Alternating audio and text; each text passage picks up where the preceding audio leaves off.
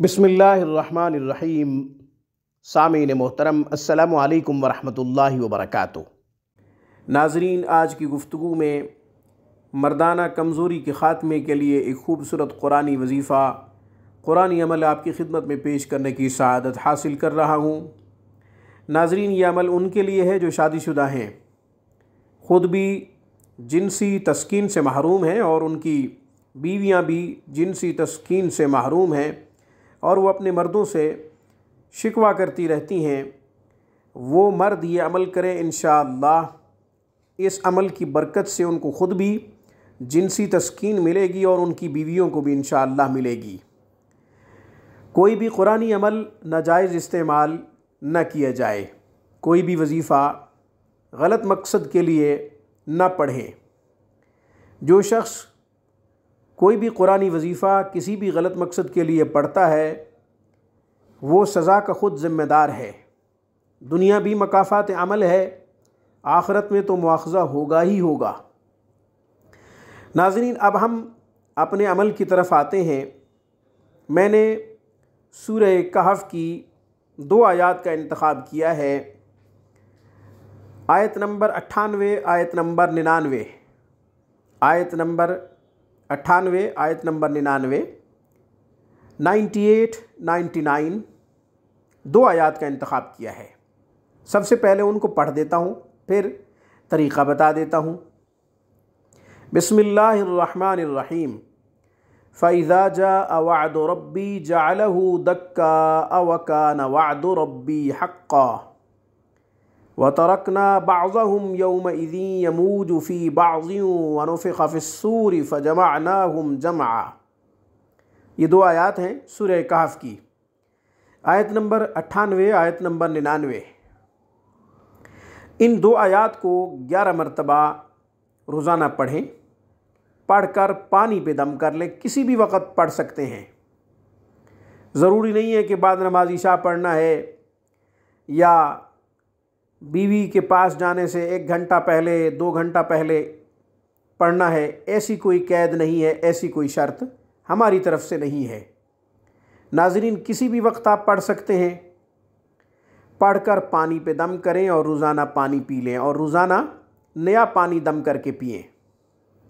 नाज़रीन, एक तरीक़ा तो ये है। दूसरा तरीक़ा, बिस्मिल्लाहिर्रहमानिर्रहीम लिखें कागज़ पे।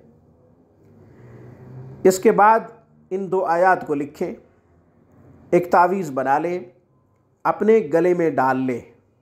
मर्द ये तावीज़ अपने गले में डाल ले और ये तावीज़ नाफ से ऊपर रहे। याद रखें, गले में इस तरह डालना है कि ये तावीज़ नाफ से ऊपर रहे। चूँकि कुरानी आयात से ये तावीज़ लिखा गया है, इसलिए तावीज़ नाफ से ऊपर रहना चाहिए, नाफ के ऊपर रहना चाहिए। तो नाज़रीन, इसकी वजह से भी इंशाअल्लाह काफ़ी फ़र्क पड़ेगा। इसके साथ साथ अपने डॉक्टर से भी रुजू रखें, अद्वियात का इस्तेमाल भी जारी रखें। चूँकि दुआ और दवा दोनों से इफ़ाक़ा मिलेगा, दोनों से शिफा मिलेगी, दोनों से सेहत मिलेगी। रसूलुल्लाह सल्लल्लाहु अलैहि वसल्लम की मुबारक सुन्नत ये भी है कि वो आप अल्लाह जल्ला शानहू से खूब मदद मांगते थे, यानी दुआएं करते थे। इसके साथ साथ असबाब के दर्जे में इलाज भी करते थे। सहाबा की भी यही सुन्नत रही है, ताबीन तबा ताबीन की भी यही सुन्नत रही है। जहाँ वो अपने रब से मदद मांगते थे, दुआएं पढ़ते थे, वज़ाइफ पढ़ते थे, सलातुल हाजत की नवाफिल अदा करने के बाद अल्लाह जल्ल शानहू से खूब मदद मांगते थे। वहाँ वो दवा भी इस्तेमाल करते थे, अद्वियात से भी अपना इलाज करते थे। नूरानी आमाल से अपना इलाज करना भी सुन्नत और अद्वियात से अपना इलाज करना भी सुन्नत, यानी दोनों तरीक़े जो है वो सुन्नत में आएंगे। नूरानी आमाल से भी अपना इलाज करें और अद्वियात से भी अपना इलाज करें। ऐसा नहीं है कि सिर्फ़ वजीफ़ा पढ़ना है या तावीज़ गले में डाल लेना है, उसके बाद दवाइयों को छोड़ देना है। अद्वियात भी साथ साथ इस्तेमाल करें, अपने हुक्मा से, अपने डॉक्टर से रुजू रखें और उनसे मशवरा भी लेते रहें।